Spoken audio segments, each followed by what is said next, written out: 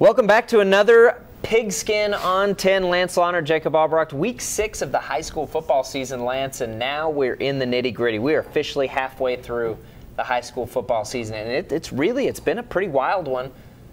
A lot of unpredictable things going on right now. Oh, I totally agree, Jacob. We are getting into the part where the district races are starting. Some of them are already in there, and we're just seeing teams do some remarkable things every Friday night. We were just talking, our picks are usually pretty solid at this point, and it's kind of hard to pick the games this time of the year. But that's fun. That's why we love it. In District 2 5A, speaking of just getting underway halfway through the season, their district schedule starts this week, and you know, it all starts over for those guys. Amarillo High is where we'll begin. They get Lubbock High. The streak's on the line. That's where we, of course, always look every time, but you know, this is a win Amarillo High has to have. Yeah, they do. This is a numbers game, Jacob. This is the 94th meeting.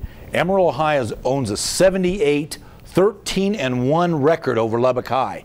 That is incredible. But add to that, they have won 37 years in a row, and Mel's been doing this for 2 years. So Coach Maxfield, he hasn't kind of felt the streak, and I love what he said to us in his interviews this week, that they don't worry about a streak. They just need a District 2 5A opening win. And I'm going to tell you what, Lubbock High is going to have some issues with the running game of Milligan, Tillman, Sanchez, and then Gabe Rodriguez at quarterback. And then every once in a while you'll throw one up deep to Ryan Sluter that seems like it works for a touchdown every single time they try it.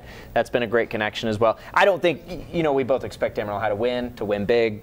It's what they should do, is probably the district favorites at this point. And, you know, that moves us into Tascosa, who, you know, we thought would be a district favorite as well. Right. They kind of stumbled into their bye week last week, but we've seen signs of brilliance from the defense, the offense. They can run it around a little bit too. They open with Monterey, a team that's, you know, we don't know a ton about. We saw them play Hereford early in the year. That's the only time I've seen them play. But, you know, Tascosa probably a game that they have to win also. Yeah, I totally agree. Both teams that have a 3-game losing streak, Jacob, coming into this District 2 5A opener. In Lubbock, real quick here, Tascosa has a chance with a Monterey win and a Lubbock win, back-to-back road games. Then they get their next 3 at home. They have the most favorable schedule in the district. But you nailed it. Can they be consistent? We've seen them play great against Permian and then a little average for a quarter.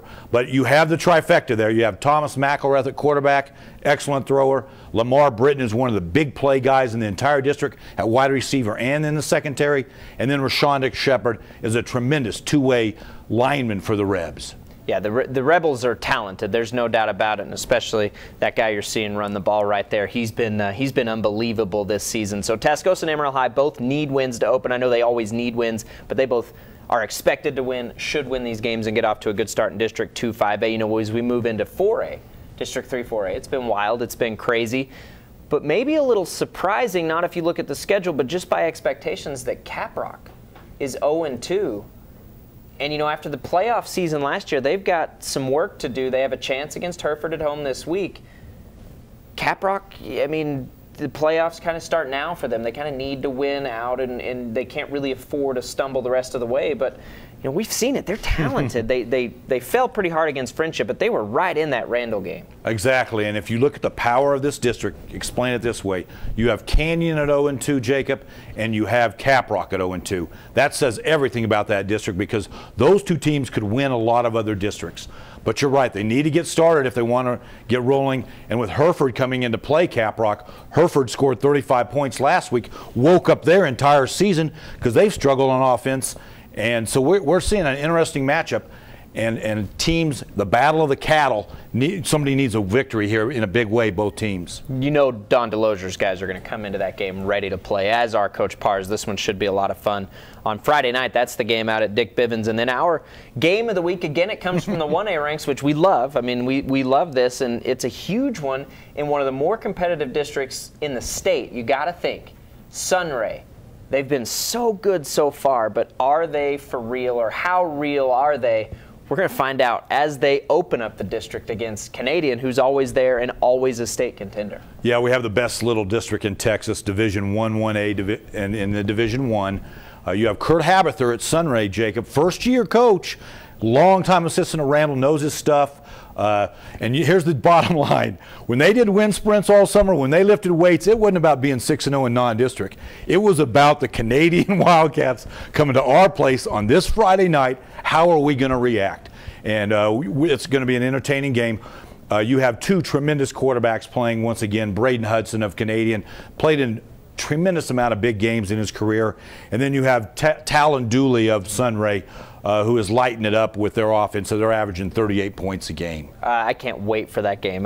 We're just going to find out so much about two teams when we see them. Because Canadian has 2 losses. Now, they were to really good teams, but nonetheless, Canadian does have 2 losses. We're not used to seeing that either. So all hands on deck for that one. It's going to be rocking down in Sunray. But a ton of games coming up this week, and you can find it all. PigskinReview.com, News Channel 10 Wrap-Up.com. You guys will have it, and then we'll take it and show you all the highlights and everything on Friday night. I can't wait. This is as good a week, I think. This is statement week for me. I mean, a lot of teams need to make statements this week. I like that comment. It is statement week. And like you said, you can start off at Amarillo.com, grab our quarter-by-quarters, then catch you guys late with all the finals. So exciting time for all fans, really.